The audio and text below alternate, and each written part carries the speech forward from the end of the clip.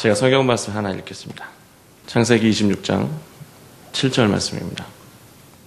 그곳 사람들이 그 아내를 물으매 그가 말하기를 그는 나의 누이라 하였으니 리브가는 보기에 아리따움으로 그곳 백성이 리브가로 인하여 자기를 죽일까 하여 그는 나의 아내라 하기를 두려워함이었더라.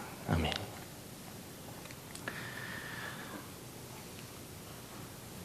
물 한 잔 먹고 할게요.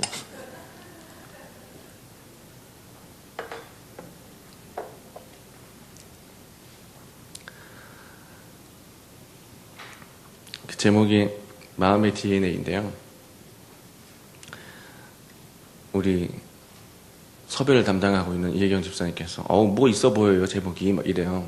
막 목사도 골리고 막 그러시는데 원래 제목은요, 원래 제목 마음의 DNA가 아니라 제가 처음 그냥 문득 생각한 제목은 엄마 닮기 싫어요가 원래는 제목인데 너무 도발하는 제목인 것 같아서 약간 뭐 있어 보이게 마음의 DNA라는 그런 제목을 하게 되었습니다. DNA란 말을 이렇게 한번 찾아보니까요, 사전적 의미가 이렇습니다. 디옥실리보핵산이라고 하는 그런 말인데요. 세포 핵 안에 있는 산의 일종이랍니다. 핵산이라고 부르죠. 주로 세포 내에서 생물의 유전 정보를 보관하는 그런 물질이 바로 DNA, 디옥실리보핵산입니다. 그래서 그것이 결합되어 있는 염기에 의해 구분되는 네 종류의 뉴클레오티드라 중합되어 있는 나선형 이렇게 말려 있는 그런 구조라고 합니다. 그게 이제 사전적 의미고요. 사실 저도 읽었지만 무슨 소리인지 잘 모르겠습니다. 근데 간단하게 말을 하면 살아있는 생물의 세포 안에 있는 유전 정보를 보관하는 물질이 바로 DNA다라고 이해하시면 될 것 같습니다. 그 DNA라고 하는 것을 보면은 우리가 여러 상황 속에서 이렇게 접하게 되는 그런 단어인데요. 외모, 외형을 닮은 것도 부모의 그 DNA를 닮았다라고 합니다. 그래서 제가 이제 자녀 낳을 때 제일 염려했던 것이 머리 크기가 이제 걱정이 되는데, 아들이면 사실은 뭐 장군감이다 뭐 이러고 넘어갈 수 있는데 둘 다 딸이기 때문에 제일 염려되는 게 이제 손으로 일단 뼈 한번 재보고 얼굴 흑인데 큰애는 조금 절 닮은 것 같은데 새롭게 태어난 둘째 아이는 제 크기는 닮지 않는 게 아닌가. 이제 또 크면서 그쪽만 클지 모르겠지만 아직까지는 그렇지 않나. 이제 그런 생각을 가졌던 기억이 있습니다. 그것처럼 부모의 DNA를 자녀들은 고스란히 이렇게 물려받게 되어 있습니다. 근데 이렇게 좋은 것들만 물려받으면 참 좋을 텐데 또 유전병이라는 게 있어요. 그죠? 유전병이라는 게 또 21세기에 더 분명하게 나타나서 부모가 가지고 있는 그런 그 가족 내역에 있는 그런 병들이 그대로 이렇게 전달되게 되는 그런 경우도 밝혀지고 있습니다. 그래서 미리 병을 앓기도 전에 부모님 또 할아버지가 그 병을 앓았기 때문에 먼저 두려워하는 그런 것도 아마 우리 주변에 많이 생길 것 같다는 생각도 듭니다. 그래도 지금 현대의학이 많이 발달하고 또 노력을 하고 또 발전을 했기 때문에 그런 유전병도 어느 정도는 많이 이렇게 보완하고 있지만은 그래도 아직도 여러 가지로 그대로 유전되고 있는 부분들이 분명히 있는 것 같습니다. 그런데요, 오늘 제목처럼 신체적인 것들, 어떤 피지컬적인 그런 유전뿐만이 아니라 마음, 그리고 기질, 성품 비슷비슷하죠. 다 그 한 울타리 안에 있는 말들인데요. 그것들도 DNA가 있다라고 하는 말씀입니다. 그래서 우리가 이런 말이 있어요. 여기 다 대부분 어머니인데요. 어머니들이 그 아들이 마음에 안 들 때 꼭 누구 닮았다 그래요? 지 할아버지 닮았어 그러지 않아요. 그렇죠? 지 삼촌 닮았어 안 그러고 뭐라죠? 지 애비 닮았다. 이제 그렇게 얘기를 하죠. 근데 이제 여자들은 자기네들의 그 고유 언어인 줄 알고 있는데 남자들도 똑같아요. 저 녀석 벌써부터 잔소리 하는 거 보니까 누구 닮았어? 지 엄마랑 똑같다. 이렇게 딸을 보면서 그렇게 얘기를 합니다. 그래서 우리가 보면은 자녀들은 다 부모를 닮게 되어 있습니다. 원하든 원치 않든 그렇게 자연스럽게 닮게 되어 있습니다. 자, 그럼 이 순간 제가 하나 꼭 어머니들에게 질문하고 싶은 그런 내용이 있습니다. 여러분들이 다 어머니인데요. 내 자녀는 꼭 나를 닮았으면 좋겠다 라고 하는 어머니 계세요? 내 자녀는 나를 똑 닮았으면 좋겠다 라고 하는 어머니 있으면 손을 한번 들어주시면 우리 스태프들이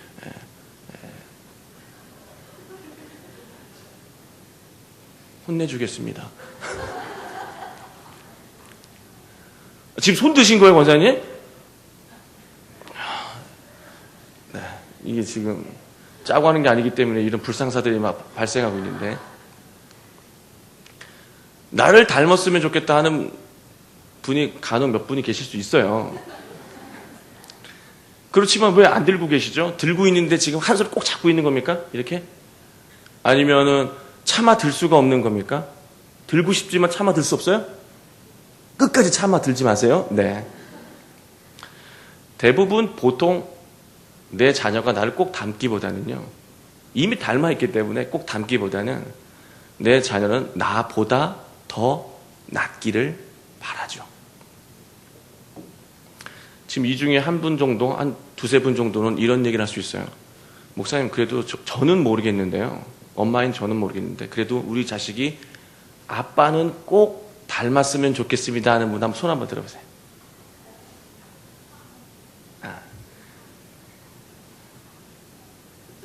조금만 더 살아보면, 아, 내가 잘못 생각했구나라는, 아, 그때 너무 경솔하게 손을 들었다.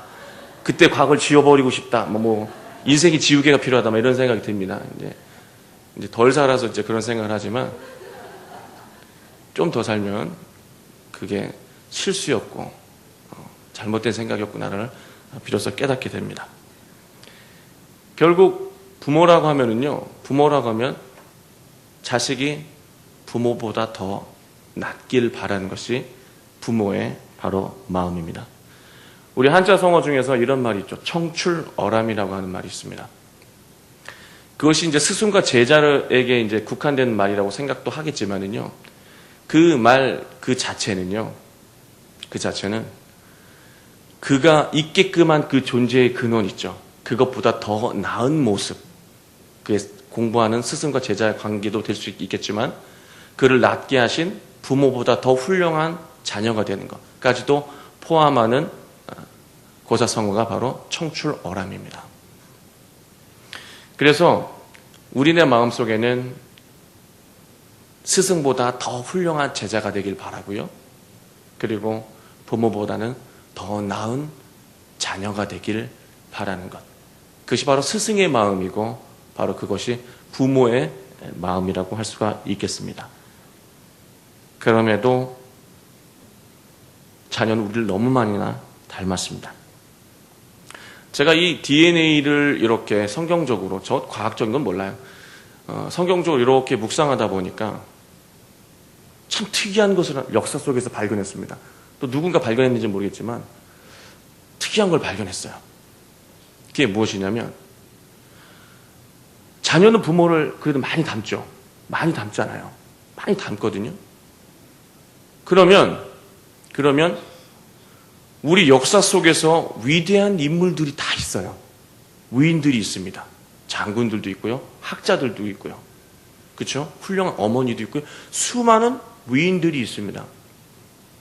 근데 정말로 특이한 것이 뭐냐면, 그 위인들을 위인 되게끔 한 그 뿌리 깊은 곳에는 누가 있냐면, 누가 있죠? 부모가 있는데요. 그 부모의 역할이 직접적이든 아니면 간접적이든 자녀가 위인이 될 수밖에 없는 그 어떤 DNA를 제공해 준 것이 바로 부모였습니다.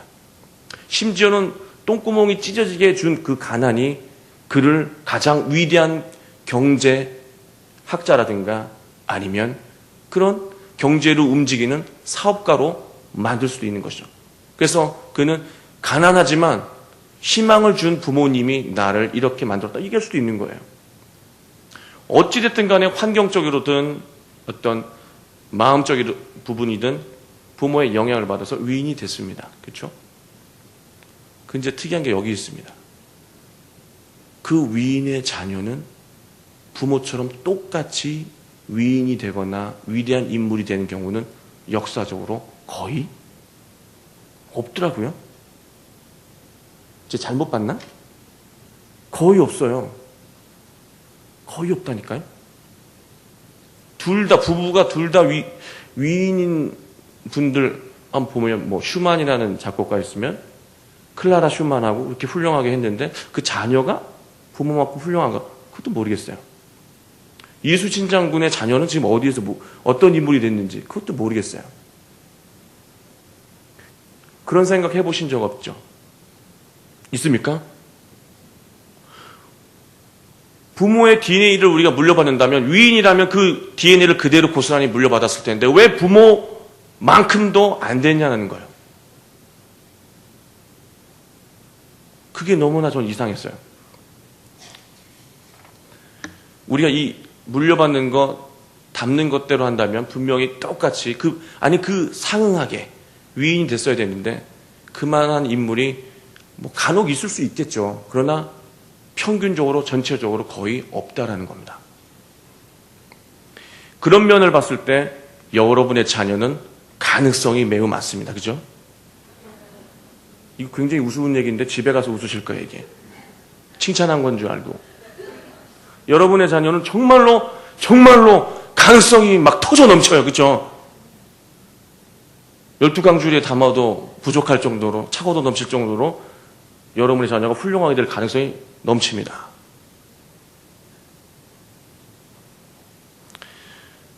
그러니 여러분들은 훌륭한 부모가 될 수 있는 기초를 이미 다 갖고 계시다는 생각도 들어요. 저까지 포함해서. 그렇죠? 그렇다면 어떻게 자녀가 부모보다 더 훌륭하게 성장할 수 있을까? 이제 본론으로 들어갔는데요. 자격은 다 주어졌어요. 그렇죠? 이제 본론으로 들어갔는데요. 자녀를 제대로 보고 계십니까? 자녀를 똑바로 보고 계십니까? 아니, 자녀를 보고 계십니까? 아니면 자녀를 통해서 그 누군가의 모습을 마주하고 있습니까?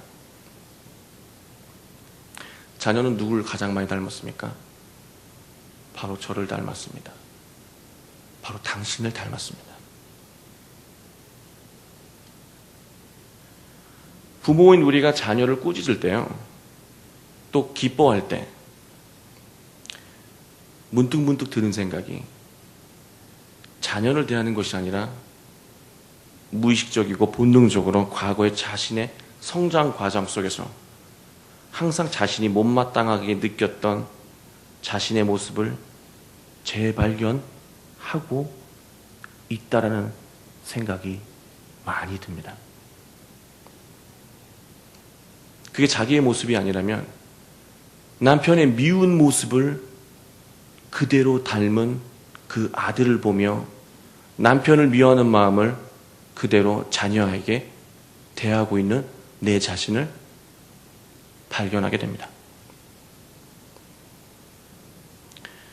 아니면 여러분이 성장하면서 그 성장 과정 속에서 부모님과의 그 관계 속에서 내가 고스란히 느껴야 됐던 그 억압, 그 괴로움, 표현하지 못했던 그런 응어리, 그것을 도리어 자녀가 불출하고 있어요. 대들고 있어요. 그것을 감수하지 못하면서 더 크게 호통치고 있는 나의 모습, 아버지 역할, 어머니 역할을 그대로 하고 있는 내 자신. 그렇게 어머니, 아버지가 그렇게 했던 것이 너무나 싫었던 내가 그대로 부모님을 다습해서 그 DNA를 가지고 자녀에게 똑같은 자신의 모습, 그 모습을 발견하면서 똑같이 해대고 있는 내 자신을 발견할 때가 있다는 것이죠. 내 자신이 평생 살아오면서 인정하고 싶지 않았던, 그리고 숨기고 싶었던, 그리고 괴롭고 답답했던 자신의 과거를 자녀를 통해서 보고 있다라는 겁니다. 볼 수밖에 없어요. 자녀는 누굴 닮았습니까? 바로 당신을 닮았습니다. 바로 저를 닮았습니다. 제 딸이 노래를 잘해요. 그래서 노래를 막 부르거든요.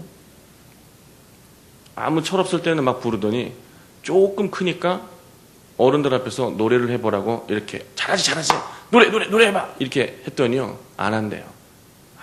유치하게 안 한대요. 그러면서 안 해요.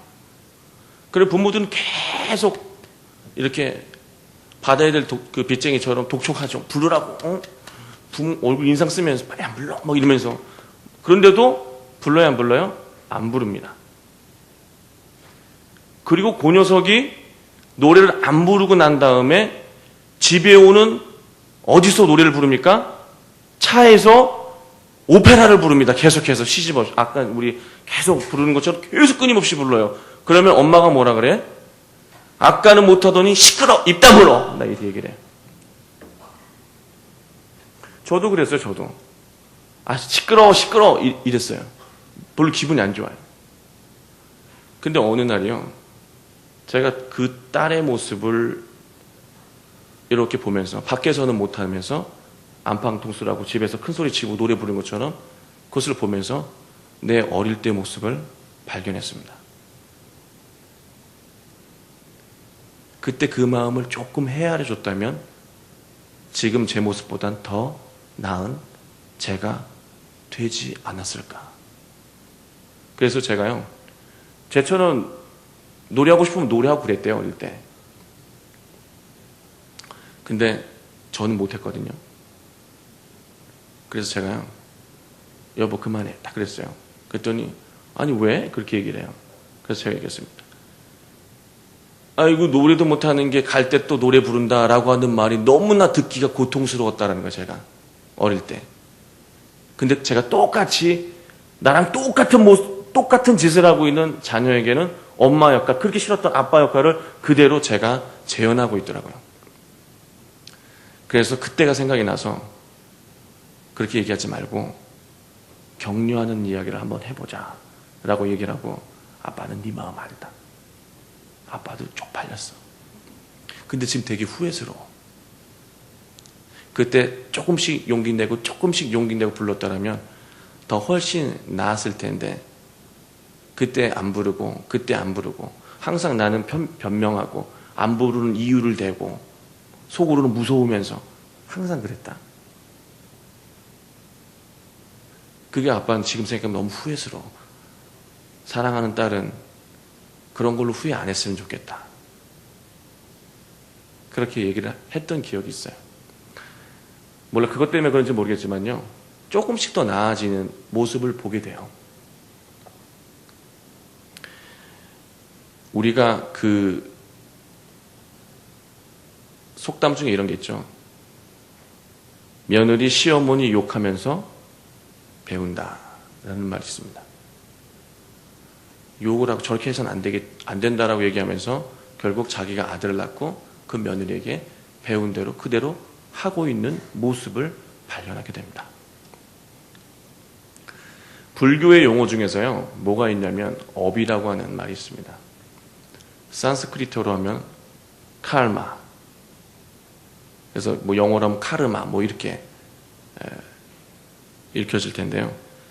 그 업이라고 하는 것은요, 내가 어떤 행동을 했으면 그 행동이 그냥 나온 게 아니라 그 행동에 원인이 있다는 겁니다. 행동의 원인, 그게 마음이 될 수 있겠죠. 근데 그 마음이라고 한다면, 그 행동하게끔 하는 마음이 있다면 그 마음을 갖게끔 한 또 원인이 있을 거 아니에요. 그렇죠? 그 원인이 바로 여러분이라는 거예요. 저거. 그대로 되물려 준다는 거죠. 근데 사람이 특이한 게 좋은 것을 되물리는 것보다는 나쁜 거를 쉽게 되물리더라고요. 그래서 불교 용어에서는 계속해서 그 업은 계속 가는 거예요. 끊어지지 않고 계속 가는 겁니다. 계속 가요. 그렇다면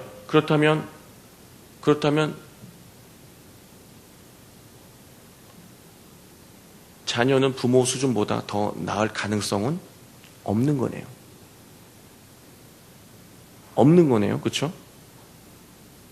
그 말대로 한다면 부모가 자녀보다 나을 가능성은 없고 부모가 가진 그 상처를 자녀는 똑같이 핥힘당하고 상처받고 살아갈 수밖에 없는 그런 운명적인 그런 상황에 놓일 수밖에 없게 된다는 겁니다. 그럼 여러분은 어떻게 생각하세요? 자녀가 결국 나랑 똑같이 살 수밖에 없구나. 지질이 궁상으로 살 수밖에 없구나. 그렇죠. 그럴 수밖에 없다니까요. 그대로 이어받았기 때문에 그럴 수밖에 없습니다. 그러면 성경은 달라요. 불교니까 그렇죠. 성경도 그렇다니까요. 제가 깜짝 놀랐어요. 성경은 아닌 줄 알았거든요. 성경도 업이 있더라니까요. 오늘 말씀에 이삭이, 여러분 이삭이 누구의 아들입니까? 정신이 없죠. 막 두려워서. 누구의 아들이에요? 아브라함의 아들이죠. 오늘 이삭이 한 짓이 어떤 짓이죠? 어느 낯선 곳에 갔는데 사람들이 예쁜 자기 아내를 탐내는 것 같아서 이것을 내 아내라고, 이 아내를 내 아내라고 그냥 말을 하게 되면 사람들이 나를 죽이고 내 아내를 해할까봐, 데리고 갈까봐 뭐라 그래요? 아내를 위한 거야? 자기를 위한 거야? 자기를 위해서 뭐라 그럽니까? 아내가 아니라 누이라고 거짓말 치죠. 그죠? 아브라함은 어땠어요? 아브라함 2번 했어요. 근데 이삭이 배웠어요? 인생 저렇게 당한 거야. 그러면서 써가지고 배웠어요? 아니면 그대로 대물림했습니까? 그대로 대물림했어요. 배운 적도 없어요. 배운 적도 없어요. 그대로 아버지의 속임수를 그대로 답습하고 있습니다. 물론 순종하는 것도 그대로 답습하고 있어요. 다행스러운 게. 하나님께서 모든 복락을 버리고 네가 이제 새로운 땅으로 떠나라 라고 말씀하셨을 때 여러분은 절대로 강남 땅을 버리지 않고 가겠지만 아브라함은 다 버리고 저기 양주군으로 이사 갔습니다. 다 버리고. 그 순종은 대단한 겁니다. 근데 이삭은 어때요? 모리아 산에 끌려갔을 때 아버지, 제사를 지내려면 짐승이 필요한데 짐승은 어디에 있습니까? 그랬더니 아버지가 뭐라 그래요? 너다. 그랬더니 이삭이 뭐라 그래요? 제가 왜 제물이 되어야 됩니까? 그렇게 얘기하는 것이 아니라 이 제단 위에 이렇게 누웠어요. 물론 그런 괴로움의 과정이 있겠지만 그대로 순종합니다. 그 순종을 어디서 배웠을까? 아마도 아버지에게 그대로 DNA가 전수된 그 믿음과 신앙이라고 저는 봅니다. 근데 좋은 것만 담는 것이 아니라 나쁜 것도 그대로, 속임수 쓰는 것도 그대로 닮았습니다. 이삭의 아들이 누구죠? 야곱이죠. 야곱이 형을 속이고 무엇보다 누굴 속이죠? 아버지를 속여서 복을 받죠. 복을 받습니다. 야곱이 원하는 복은 뭡니까? 물질의 복입니다. 그래서 물질의 복을 받아요, 안 받아요? 받습니다. 받잖아요. 엄청나게 부자 되잖아요. 복을 받습니다. 근데 그 복이 시작된 그 근원이 뭡니까? 속임수. 속였어요, 아버지를. 자, 야곱이 그대로 또 자식을 낳습니다. 자식을 낳은 다음에 그 자식놈들이 어떻게 하죠? 동생 요셉을 팔고 뭐라 그래요?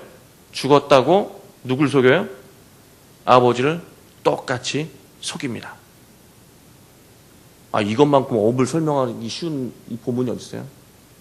창세기는 완전히 업을 얘기하고 있다니까요. 대물림. 계속해서 대물리는 거예요. 그 고통의 사슬이 계속해서 끊어지지 않는다니까요. 여러분이 과거에 가졌던 그 상처와 그 어리석음과 그 열등감과 그 피해의식과 그 눈치 보는 것과 잃어버린 용기와 그런 심성들이 자식은 외국 갔다 오면 언어 연수 갔다 오면 나아질 것 같아요. 똑같습니다. 똑같이 대물리게 돼 있어요. 어쩌면 이렇게 똑같을까? 결정적일 때 꼬리를 내릴까? 과거 나처럼. 공부를 해도 왜 꼭 2% 부족하게 할까? 누구처럼? 자기처럼.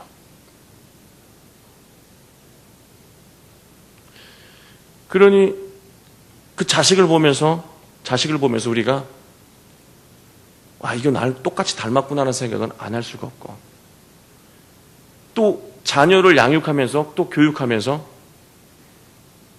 그 아이의 그 모습을 위로하고 존중하고 격려하고 발전시키는 것이 아니라 과거에 가장 보기 싫었던 자기의 모습을 발견하면서 끊임없이 미워하고 끊임없이 질타하고 끊임없이 판결하고 판단하고 결국은 어떤 모양새로 이렇게 오려놓죠?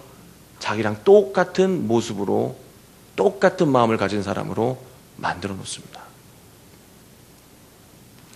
부모님한테 억압받은 사람들 있잖아요. 혼날 때 말도 한마디 못했던 사람들. 근데 자식은 말을 해요. 엄마! 이러면서.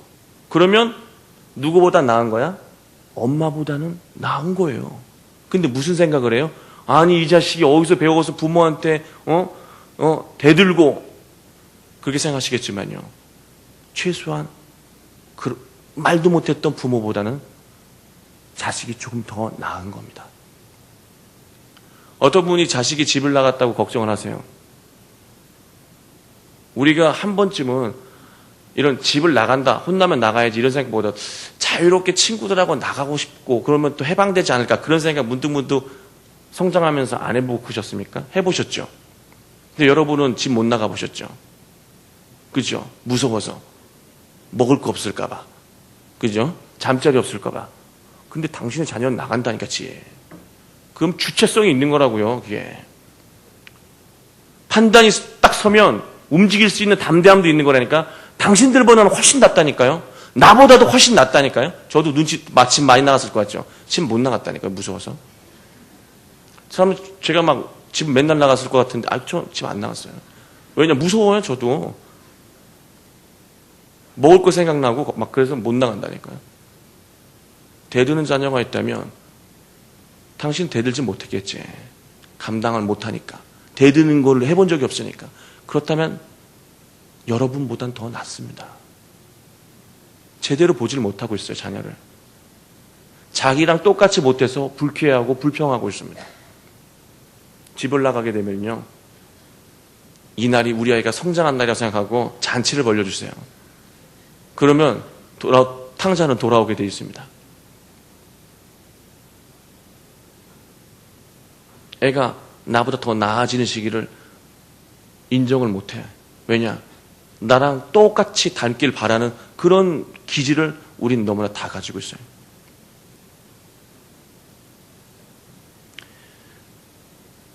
그렇다면 요셉은 성공을 했잖아요. 요셉이 왜 성공했게요? 계속해서 그 업을 이어받거든요. 형제 자매들이 계속해서 다 이어받아요. 근데 그 연결되는 고통의 사슬, 부모로부터 계속해서 이어받는 그 DNA를 끄는 사람이 있어요. 그게 바로 요셉입니다. 어떻게 해서 끊어진 줄 아세요? 저도 몰랐는데 말씀을 보면서 딱 느낀 게, 이럴 수가. 이래야만이 부모로부터 받은 이 잘못된 이 업의 사슬을 끊을 수가 있구나. 놀랐습니다. 부모님과 헤어지는 겁니다. 부모님과 헤어지는 거라니까.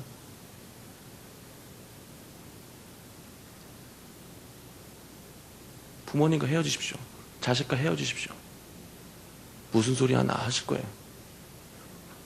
자식과 헤어지지 않으면 내가 가지고 있는 그 못난 게 계속해서 전승됩니다. 요셉은 한참 부모의 영향을 받을 나이에 강제적으로 쫓겨났죠. 애굽으로 갈라졌습니다. 그리고 거기서 자기 스스로를 만들어 갔었겠죠. 성경은 나와 있지 않겠지만. 그러면 자신이 가지고 있는 그 아픔이 없었겠습니까? 야, 저 못된 형들하고 헤어졌다! 이랬겠습니까? 아니죠. 그 상처를 가지고 살았을 겁니다. 버림받았던 상처를. 왜냐하면 끊임없이 아버지를 그리워하잖아요. 형제들을 그리워하고 그 상처를 가지고 있었을 겁니다. 근데 그가 믿을 수밖에 없었던 분은 누구였겠습니까? 부모가 아니라 하나님이었습니다. 그는 하나님만을 의지하면서 성장했고, 이제 아버지의 DNA가 아니라 누구의 DNA입니까? 하나님의 아들로서의 DNA가 나타나기 시작했습니다. 요셉이 훌륭한 하나님의 그 DNA, 그럼 그게 뭐죠? 그를 훌륭하게 만든 그 하나님의 그 DNA가 능력이 뭐죠? 능력인가요? 꿈을 꾸니까 맨날 잠자는 능력인가?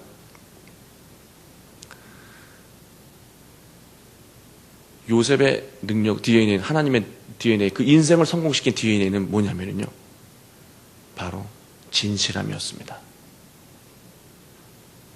그가 대접받을 수 있었던 그 근본 이유는요, 진실함밖에 없었어요. 무슨 교육을 받았겠어요, 걔가 뭐 회계사, 법무 회계사 직원이었겠습니까? 그래가지고 재정관리를 잘한 거예요? 요셉이 가지고 있는 하나님의 DNA 능력은 바로 진실함이었습니다. 그걸 조금 어린아이답게 얘기를 하면 착한 겁니다. 그리고 조금 고급스럽게 얘기하면 선한 거고요. 조금 다르게 얘기하면은 바로 혼자만이 아니라, 그렇게 아버지 야곱처럼 혼자만 배를 두둑거리는 그런 혼자만이 아니라 어울림에 능한 마음을 가진 자가 바로 요셉이었습니다. 그를 위대하게 만들었던 그 품성, 그가 부모님과 떨어져서 만들었던 그 품성이 바로 진실함이었고 선함이었고 착함이었고 어울림이었습니다. 근데 여러분들 애들 가르칠 때 제가 이제 청소년 아이들 한 11년 이상 가르쳤는데요. 그러니까 얼마나 많은 부류의 애들을 다양하게 접했겠습니까? 근데 한결같은 부모들의 그 마음은요, 좀 친구들하고 그만 어울려라. 그리고 제발 너 좀 챙겨라. 때로는 이기적인 것도 괜찮다. 그렇게 가르쳐요. 그게 이 세상 살아가는 방법이다 라고 자기의 삶의 철학에서 나오는 그 DNA를 전수합니다. 그렇게 되면 어떻게 되냐면요, 이기적이고 때로는 속임수도 쓸 수 있는 것을 가르치게 되면요, 그 자녀가 나만 빼놓고 모든 사람을 속이는 것이 아니라 모든 사람을 속일 때 나도, 부모인 나도 그 속임수 안에 포함된다는 겁니다. 오늘 성경 말씀처럼 여러분들 열심히 불효자를 만들고 있는 거죠. 열심히 못된 녀석을 만드는 것일 수도 있습니다. 그래서 어떤 부모님하고 이렇게 상담을 하면서 했던 얘기 중에 하나가요, 그 부모님이 하는 말이 이렇게 얘기를 하더라고요. 우리 애가 아까 말대로 좀 친구도 좀 그만 만나고 좀 너무 착한 병에 빠져가지고 얘가 친구 도와주느라고 지 것도 못하고 막 그런 얘기를 해요. 공부를 언제 하는지 물론 그것도 부모로서 걱정해야 되는 부분 맞습니다. 걱정해야 되는 부분과 그걸 제거해야 되는 거하고는 다른 거죠. 과도한 거하고 없애버리는 거하고는 다른 겁니다. 제가 부모에게 얘기한 것이요, 제가 애들을 가르치면서 하나 느낀 것이, 공부 못하면 몽둥이로 때려가지고 점수를 올릴 수가 있습니다. 공부 못하면 공부의 신을 불러다가 공부를 시키면 점수를 올릴 수가 있습니다. 공부를 못하면 특수과외를 시키면 공부를 잘할 수가 있습니다. 그것도 안 되면 기숙학원에 보내서 공부시키면 성적이 오를 수가 있어요. 근데요, 나중에 커서는요, 착한 거를 가르칠 수가 없습니다. 착한 거는 나중에 가르쳐지질 않더라고요. 착한 거는 성장하는 동안에 체득이 되지 않으면 선한 마음, 배려하는 마음, 사람을 존중하는 마음을 성장하는 과정 속에 체득하지 않으면요, 절대로 나중에 따로 되지 않습니다. 공부도 안 하고 친구들하고 어울려 노는 것도 문제가 되겠지만요, 염려하는 것과 제거해버리는 것은 다른 부분입니다. 그 부분을 꼭 기억해 주셨으면 좋겠어요. 그리고 한류 스타가 죽었죠. 여러 가지 이유가 있겠지만 사인 원인은 본인 외에는 잘 모를 겁니다. 죽은 고인을 두고 말하는 건 그렇지만 지금 모든 분위기가 뜻대로 안 되면 그냥 죽는 것, 그것이 마치 아름다운 시적인 것 같은 것, 그런 환상을 자꾸 불러일으키고 있습니다. 그건 자기가 얼마나 소중한 존재인지 모르기 때문에 그래요. 제가 아이들하고 청소년을 가르치면서 제일 기억에 항상 남는 게 뭐냐면 연극을 했던 부분인데요. 그 연극을 할 때 대부분 아이들은 연극하기를 싫어해요. 왜냐하면 창피하니까 못합니다. 다 제 딸 같아가지고 앞에 무대에 서는 걸 싫어해요. 여기 계신 분들 연극하라 그러면 나올 사람 한 분도 없습니다. 몇 분 손 들고 나면 정신이 이상한 거 아니야? 막 이렇게 생각했지만 못합니다. 그러니 연극은 해야 되겠고 아이들을 이렇게 독려해서 이끌어내려면 어떤 방법이 있을까? 전 연극을 통해서 많은 걸 시도해봤어요. 1년 동안 교회에 안 나오, 굉장히 괜찮은 아이였는데 1년 동안 교회를 안 나옵니다. 어떤 문제가 있었겠죠? 근데 그 아이한테 전화를 해서 나오라 그러니 나오라 그랬을 때 얘만 대답하지 나오기는 아마 마음했을 겁니다. 근데 제가 그 아이를 이렇게 대화를 하면서 그 아이에게 제안했던 게 뭐냐면 이번에 문학의 밤 때 연극을 하게 됐는데 이 역할은 너 아니면 안 되겠다. 너를 위해서 쓴 대본이고 이 말투는 너를 염두에 두고 쓴 말투이기 때문에 다른 사람이 하기가 어려울 것 같아. 네가 해줬으면 한다. 너 외엔 할 사람이 없다. 이건 네 역할이야. 라고 했더니요, 그 다음 주에 나오더라고요. 착한 아이니까 그러겠죠. 그 말을 듣고 저 아니면 안 됩니까? 그래요. 너 아니면 안 된다. 그랬더니 나오더라고요. 그리고 그 아이를 중심으로 그 동생들, 오합지조들 연극을 하는데요.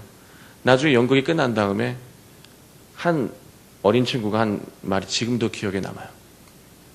자기가 이렇게 살면서요, 사람들이 이렇게 막 흥분해가지고 자기를 향해 자기를 바라보면서 박수를 치는 거를 경험해 본 적이 없대요. 한 번도. 그래서 제가 그랬어요. 이 박수는 시작에 불과해. 네가 어떤 마음을 품고 사느냐에 따라서 이건 시작에 불과할 수 있어. 그리고 이 대본이 너를 위한 대본인 것처럼 네 인생도 하나님께 너 아니면 안 되기 때문에 만들어 놓은 그런 아름다운 인생이야. 너가 꼭 필요하기 때문에 만들었던 인생. 수많은 희생을 감수하고도 너를 내가 이 자리까지 끌고 올 수밖에 없었던 그 이유는 바로 이것 때문이야 라고 하는 그것을 위해서 하나님은 끊임없이 우리를 독려하고 격려하고 사랑하고 쓰고자 하십니다. 그만큼 소중해요. 그것을 알면은요, 아이들이 막 살 수가 없어요. 아이들이 나쁜 마음을 가질 수가 없습니다. 근데 그 아이가 왜 칭찬을 못 들었을까? 그 지역은 이 지역보다는 더 열악한 지역이거든요. 부모가 무슨 인생을 살았겠어요? 재봉하면서, 저희도 옷공장이었지만 재봉하면서, 시다하면서, 막노동하면서 무슨 생각을 했겠습니까? 나는 자랑스러운 존재야.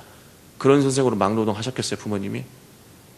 난 하찮은 존재고, 나는 버림받은 존재고, 나는 무능한 존재고, 내가 어디 가서 박수를 받겠고, 사람들 틈에 가는 게 무서워서 교회 가기 싫고, 사람들 앞에서 세우는 것이 사람들 다 나를 주목할까 봐 무서워서 싫고, 그런 부모 아니었겠습니까?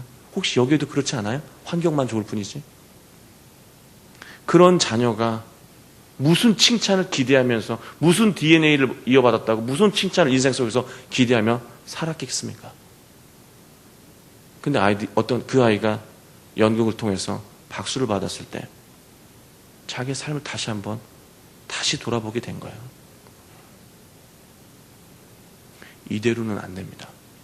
이대로 가면 실력 있는 아이는 키워줄지 모르겠지만 여러분도 잡아먹고 부모인 여러분도 잡아먹고 이 세상을 잡아먹을 이상한 아이로 성장할 수도 있습니다.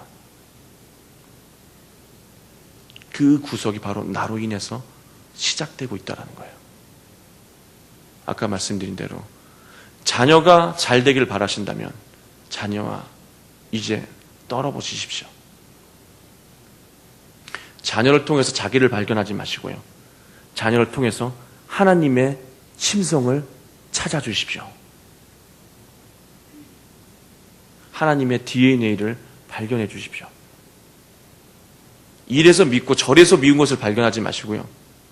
그거 다 자기가 자기를 미워하는 모습이야. 하나님의 모습을 발견해 주십시오. 그 아이는 정말로 존귀하게, 훌륭하게 성장할 것입니다. 그 아이가 요셉처럼 이 땅과 세계에 크게 쓰임받을 수 있게 될 것입니다. 요셉이 한 일 중에 가장 위대한 것은 7년 기근을 막은 건데요. 애굽이 기근하게 되면 애굽을 중심으로 하는 그때 그 모든 주변이 세계였습니다. 세계, 월드였습니다. 애굽이 굶주리면 세상은 망하는 거였습니다. 근데 그 7년 기근을 지켜낸 자가 바로 요셉이고 그 7년 기근을 지켜낸 자가 바로 세상을 구원한 겁니다. 여러분의 자녀들이 각 처소에서 이제 세상을 구원하기 위해서 새롭게 인생을 가다듬고 만들어가고 있습니다. 여러분이 바로 그것을 지켜주셔야 되고 보호해 주셔야 되고 그 안에서 하나님의 심성을 찾아 주셔야 될 어머니입니다. 또 기도해 주셔야 될 어머니입니다. 그런 어머니가 되시길 다시 한번 주님의 이름으로 축원합니다. 우리 시간 잠깐 기도하겠습니다.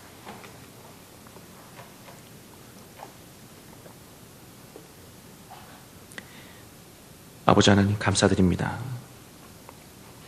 부족한 저희들에게 귀한 자녀를 허락하여 주시고 또 주님의 은혜 가운데 이렇게 훌륭하게 하루가 다르게 성장토록 인도해 주신 것을 감사드립니다.